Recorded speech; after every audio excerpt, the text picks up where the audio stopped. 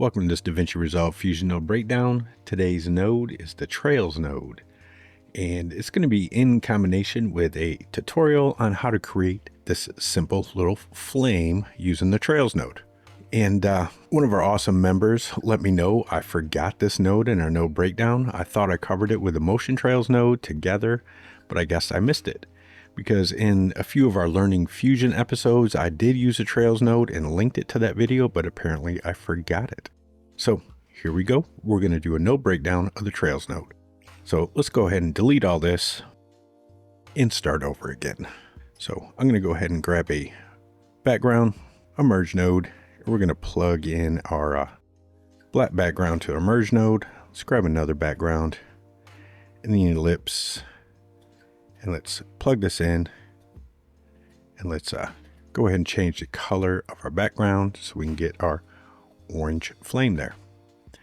And on our ellipse, we're going to go ahead and shrink this down till it's small, and we're going to change the size there. And for right now, I'm just going to leave it here so I can cover some of this stuff on this Trails node. So after our background, I'm going to hit Shift Space and add a Trails node. Now, this is the Trails with the TRLS shorthand behind it. We did cover the Motion Trails. I thought I did both, but only the Motion Trails. And this is a DaVinci Resolve OFX node that we covered. So the Trails node, we're going to go ahead and hit Add. And we're going to cover this Trails node. And let's actually look at our merge. So up top, we have the ability to restart. And all this is doing is restarting our render of our Trails node, because it is going to get a little glitchy as we push play. We start changing stuff. We always want to go back and restart this because it'll do weird things. And right here we have pre-roll, and what this is going to do is going to allow us to pre-roll, and this is a little difficult to explain right now, so I'll explain this as we get to it and we need it. This reset pre-roll on render, all this is doing is if we have this checked, the Trails node is going to reset itself when the preview or final render is initiated. And it pre-rolls the designated amount of frames we have set in our pre-roll right here. Right here, if we have this time only checked, this means the pre-roll is only going to use the current frame and not previous frames. So going forward, we have 95 frames. I just want to make sure I'm pre-rolling everything. So I'll set all this stuff afterwards so you can see what this changes. So because you're going to see our little animation here is going to like pop back in and pop back in and pop back in when we get to 0. And that's what all this pre-roll stuff is for. So to be able to show you some of the stuff, let's first go ahead and move our ellipse down. And yeah, the Trails node does some odd things, but so we can change our X and our Y offset. So if I push play and change my Y offset, you can see we're starting to get our trails going up on the Y axis. And I can come in here and change my gain to change how each one of those trails gains, meaning how much it fades or doesn't fade. So we can fade them down a little bit. And if you notice, it keeps popping. That's where our pre-roll comes in. So if I go back here and I change our pre-roll to say 90 and select our little pre-roll button here, and let it kind of work its way through. Now if I push play, it's nice and smooth, and it's not going to keep popping back to 0 and re-rendering our little trails there. So down here we can rotate. So if I rotate this, you can see we're rotating our little trails nodes. I can change our X offset, so we can change our X offset to change how that is moving. Additionally, I can change the scale, so I can bring our scale down so it tapers, so we can kind of get that flame look we're looking for. So there we go.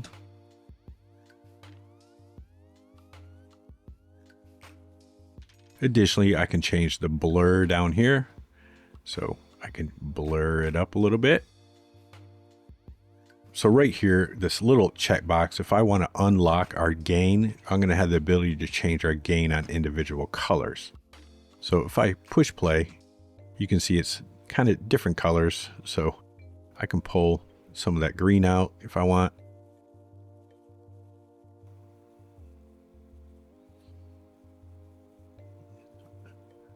I can pull blue out, and I can pull red out if I want.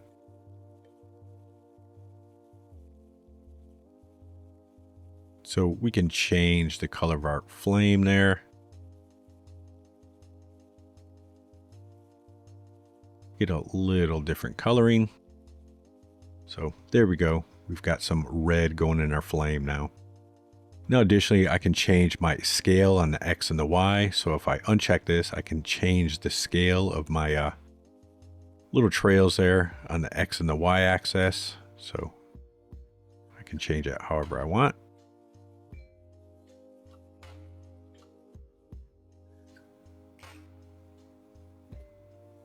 But I'm going to leave it locked. And let's get our scale back to where we want it.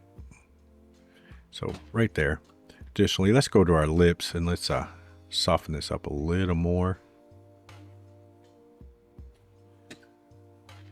There we go. Now under our blur, we can also blur independently on the X and the Y if we want.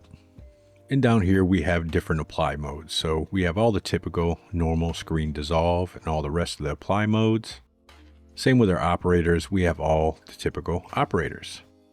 Now down here, this subtractive and additive, we're going to get into this here in a minute, but let's jump back up here and let's get our look and our flame kind of moving and flickering on this X offset here.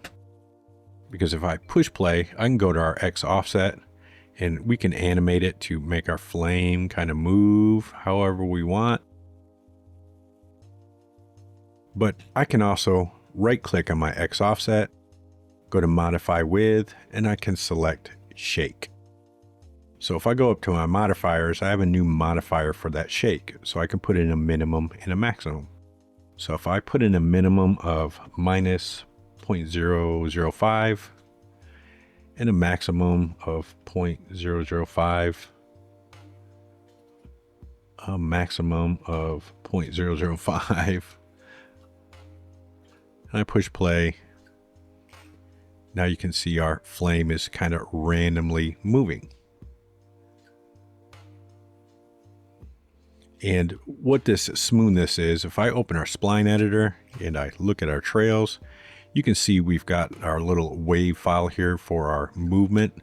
So I can change this smoothness down a little bit to make it a little more flickery.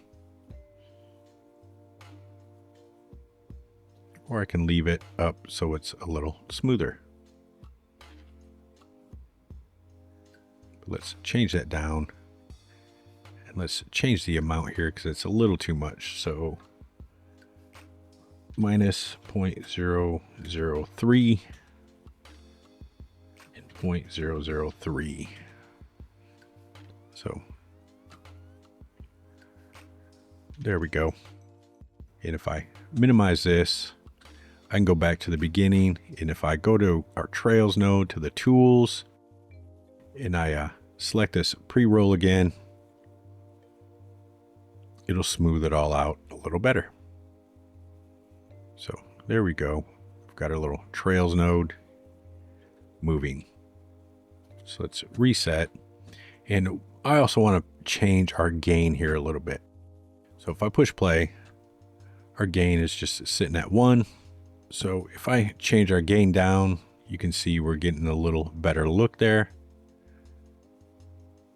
But we can change this as well with a shake. So if I right click, modify with, shake, I can go to our little modifiers and I can put in a minimum of, let's do a minimum of 1, or a maximum of 1, sorry, and a minimum of, say, 0.9, and let's see how that looks. So we can rewind, play, and our minimum's a little too low, so minimum of 9.4 maybe.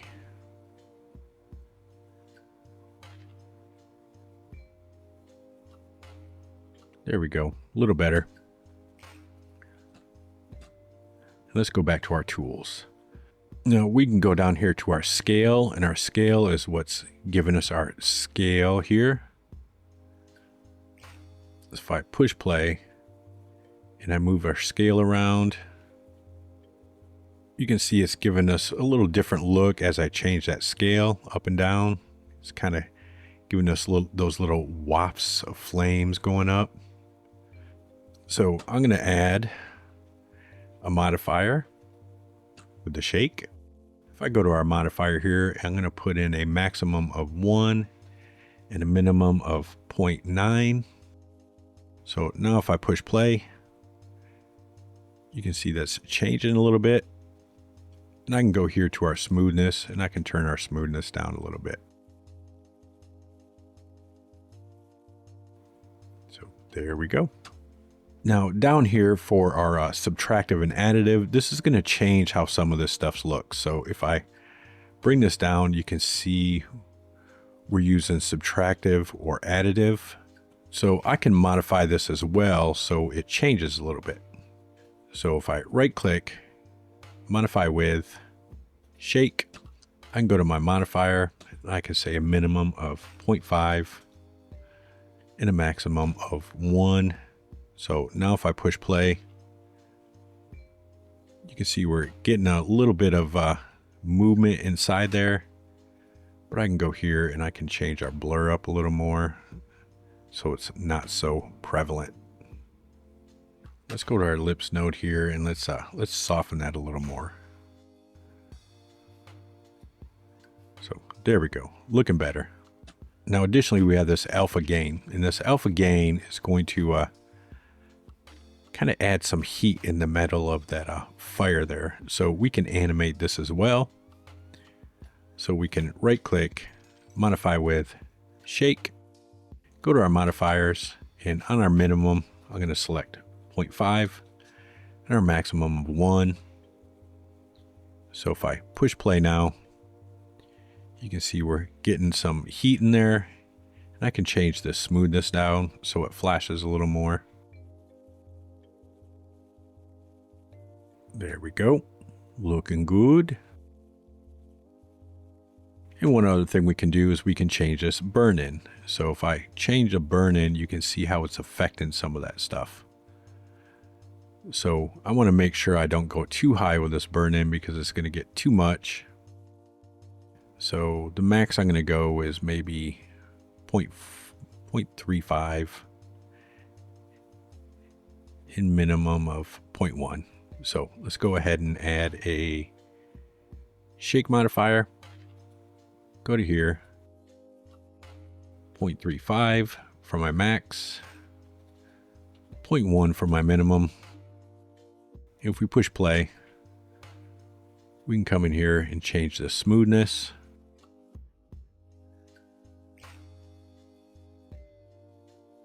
So there we go. We've got some little flickering and intense heat going on in the middle, and it's looking good. Let's go back here and yeah, that looks good. Now, one other thing we can do is we can add some glow down here. So I'm going to add a merge node, add another background.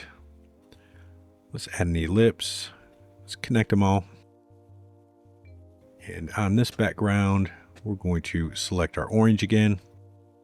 And our ellipse here, we're going to crank up that soft edge.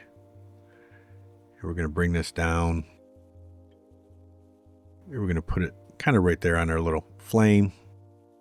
Let's change our size there. So now we've got this glow going on. But this glow should be flickering as well. So what we could do is on our little merge here, we can go to settings and we can right click. We can go to modify with shake. So now that's going to shake. And we just want to adjust our parameters. So we can go to modifiers, do a minimum of 0.3, a maximum of 0.5. and we can change the smoothness so it's flashing a little bit.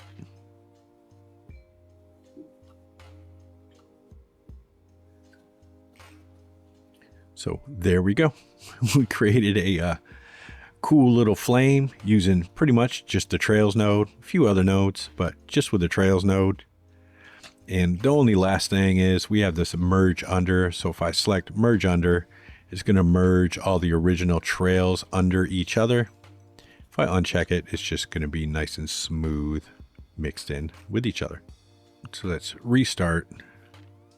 Let's play this.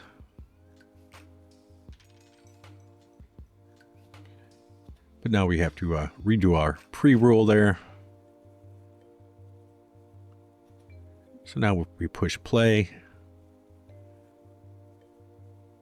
Fairly nice and smooth. Now just remember, if you want this flame to loop up perfectly, you're not going to be able to use this shake on some of this stuff, like your X offset. You're going to have to animate it so it's the same and it loops perfectly. So the shake won't work for that X offset to change it. And speaking of, we can always go back to the X offset and we can change it if you want it to flicker more. So if you look up top, you can see all of our little modifiers for our little shakes. And this is our shake X offset. So we can change that again to 0.5, 0.5, and now we've got more shake. So that is creating an easy flame using the Trails node with Infusion, and that's your node breakdown for the Trails node. So I will see you in the next Learning Fusion episode.